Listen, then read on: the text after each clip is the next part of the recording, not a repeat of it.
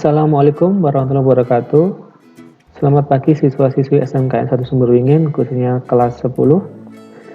Pada pagi ini Bapak akan menjelaskan tentang pembelajaran di SMKN 1 Sumberwingin. Perkenalkan, nama Bapak adalah Tauriza Rendra Dwiananta. Di sini Bapak ditugasi sebagai Wakil Kepala Sekolah Bidang Kurikulum. Pembelajaran di SMKN 1 Sumberwingin sebenarnya mirip dengan pembelajaran yang telah kalian laksanakan di SMP. Perbedaannya adalah di SMKN 1 Sumberwingin nanti kalian akan mendapat tambahan pelajaran tentang kejuruan yang biasa disebut dengan mata pelajaran produktif. Ada 3 kelompok mata pelajaran di SMKN 1 Sumberwingin. Yang pertama adalah muatan nasional, yang kedua adalah muatan kewilayahan, dan yang ketiga adalah muatan peminatan kejuruan. Dan ditambah dengan muatan lokal atau bahasa daerah. Dalam pembelajarannya nanti, masing-masing kelompok itu akan memiliki presentasi antara pembelajaran secara teori dan secara praktik. Untuk muatan nasional dan muatan kewilayahan, serta muatan lokal, itu nanti pembelajarannya adalah 50% teori dan 50% praktik. Sedangkan untuk muatan peminatan kejuruan, pembelajarannya adalah 40% teori dan 60% praktik. Mata pelajaran yang termasuk dalam muatan nasional antara lain pendidikan agama dan budi pekerti, kedua adalah pendidikan Pancasila dan kewarganegaraan, yang ketiga bahasa Indonesia, yang keempat matematika, yang kelima sejarah Indonesia, yang keenam adalah bahasa Inggris dan bahasa asing lainnya. Sedangkan yang masuk dalam kelompok muatan kewilayahan yaitu seni budaya dan pendidikan jasmani, olahraga, dan kesehatan. Sedangkan untuk muatan peminatan kejuruan yaitu diisi oleh mata pelajaran produktif. Di sini saya ambil contoh, di sini ada kompetensi keahlian multimedia. Nanti akan ada sistem komputer dan jaringan dasar, pemrograman dasar, dasar desain grafis, dan sebagainya.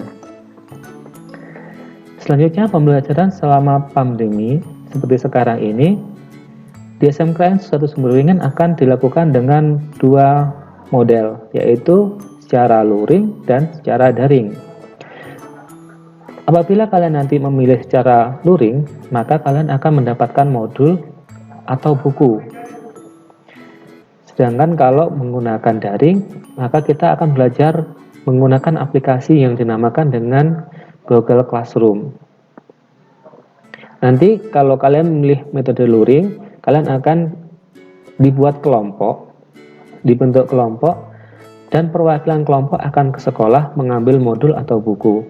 Modul tersebut sudah berisi dengan materi, soal, dan ujian yang harus kalian pelajari, kalian kerjakan, dan kalian kumpulkan kembali ke sekolah pada waktu yang telah ditetapkan. Sedangkan secara daring kalian akan masuk ke dalam kelas. Kelasnya adalah kelas maya. Di dalamnya juga sudah lengkap dengan materi, kemudian tugas, dan ujian.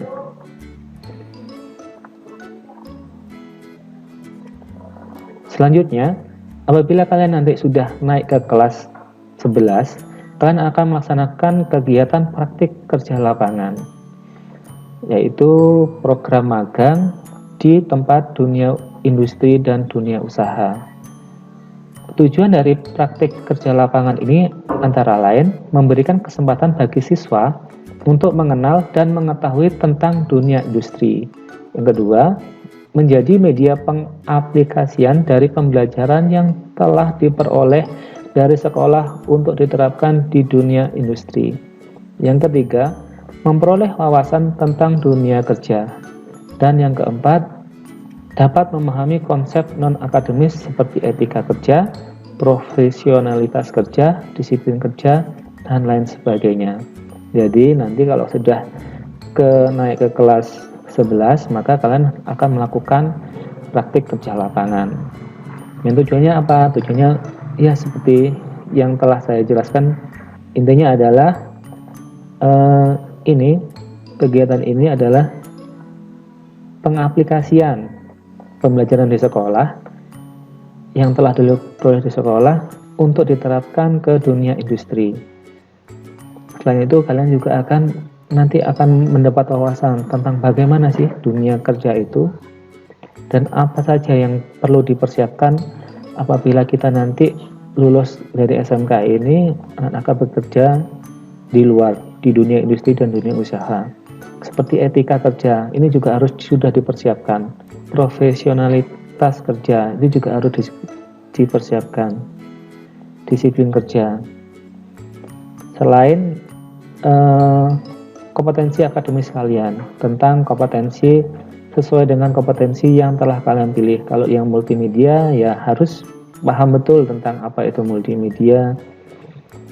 Kompetensi-kompetensi yang telah diberikan itu harus dipahami. Begitu juga yang agribisnis. Selanjutnya nanti kalau kalian sudah naik kelas 3, kalian akan melaksanakan uji kompetensi keahlian.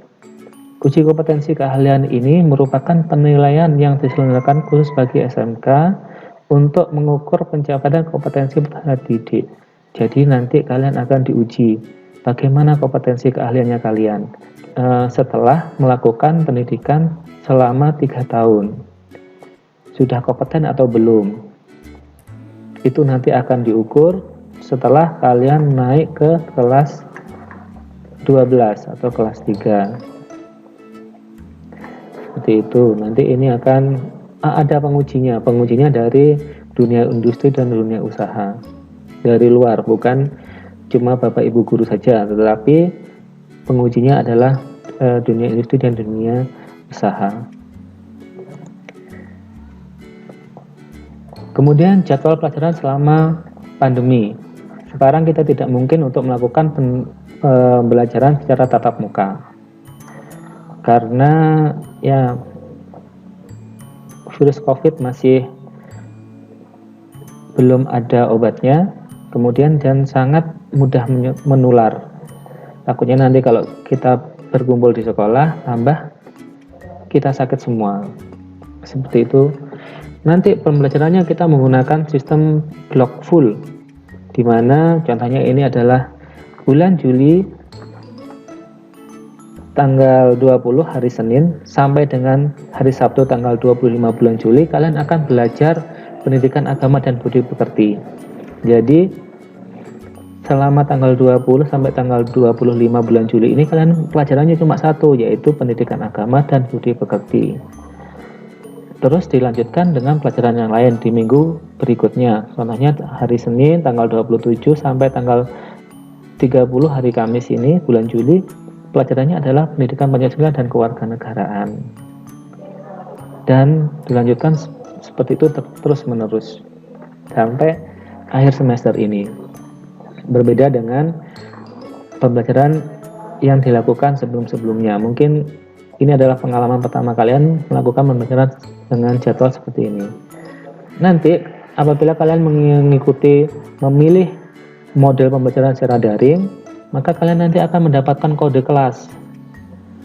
Kode-kode kelas ini nanti yang akan kalian masukkan di dalam Google Classroom. Di aplikasi Google Classroom tersebut kalian akan memasukkan kode kelas. Contohnya pendidikan agama dan budi pekerti, nama guru Nur Hayati, kode kelasnya ZDTQDRJ. Ini akan kalian masukkan. Maka secara otomatis kalian nanti akan masuk di dalam kelasnya Bu Nur Hayati dengan mata pelajaran pendidikan agama dan budi pekerti. Selanjutnya yang terakhir adalah tentang kriteria kenaikan kelas. Yang perlu kalian pahami, yang pertama adalah kriteria akademik. Jadi kalau kalian mau naik kelas, maka kalian harus menyelesaikan kriteria akademik ini. Yang pertama adalah menempuh dan menyelesaikan seluruh program pembelajaran sesuai dengan tingkat atau tahunnya.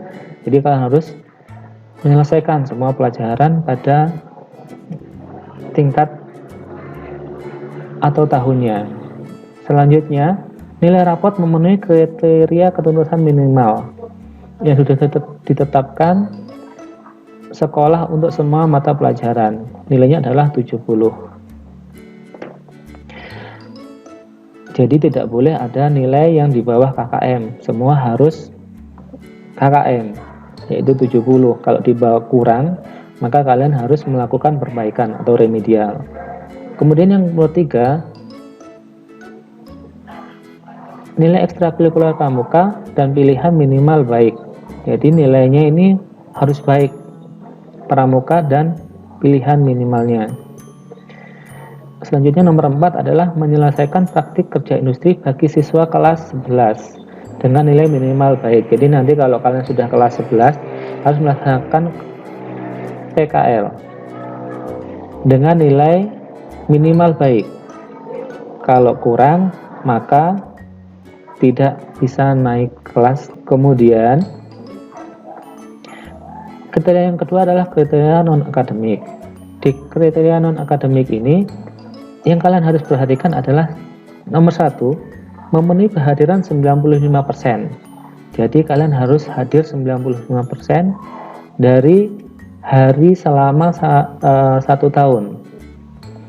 Jadi kalau dihitung rata-rata maksimal ketidakhadiran atau tanpa keterangan maksimal 11 hari dalam 1 tahun. Selanjutnya, nilai sikap minimal baik.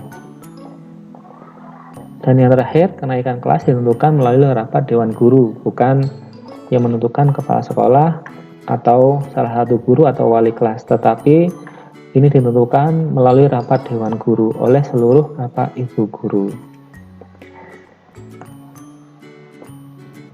Ya. Apabila nanti ada yang kurang jelas, kurang paham, ada pertanyaan, silakan disampaikan melalui Bapak Ibu wali kelasnya masing-masing, atau juga bisa menghubungi Pak Taurisa. Kurang lebihnya saya mohon maaf. Saya akhiri. Wassalamualaikum warahmatullahi wabarakatuh.